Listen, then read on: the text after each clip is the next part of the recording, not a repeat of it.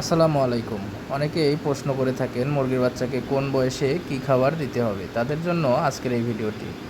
মুরগির বাচ্চাকে দ্রুত বৃদ্ধি করতে এবং সুস্থ রাখতে সঠিক পুষ্টি গুণাগুণ সমৃদ্ধ খাবারের ভূমিকা অপরিসীম। মুরগির বাচ্চার খাবারে যদি পুষ্টি গুণাগুণ না থাকে, খাবারের যদি মান ভালো না হয়, তাহলে মুরগির বাচ্চা কখনোই সুস্থ থাকবে না এবং সঠিক গ্রোথ আসবে না। আজকে আমরা জেনে নেব মুরগির বাচ্চাকে কোন বয়সে কী খাবার দিতে হবে। মুরগির বাচ্চার বয়স 0 থেকে 35 দিন পর্যন্ত সোনালি অথবা ব্রয়লার স্টার্টার খাবারটি দিতে হবে। 35 দিন থেকে 4 মাস পর্যন্ত সোনালি গ্রোয়ার খাবার দিতে হবে। পাশাপাশি বাড়িতে থাকা উচ্ছিষ্ট শাক সবজি দিতে পারবেন, এতে খাবার খরচ কিছুটা কম হবে।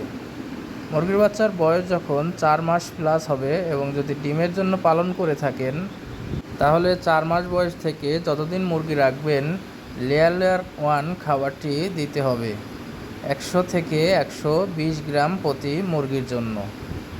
পাশাপাশি আপনারা কুড়া, ভুসি, ফিড মিক্সার করেও দিতে পারবেন এবং বিভিন্ন ধরনের শাক সবজি দিলে প্রাকৃতিক ভিটামিন পাবে।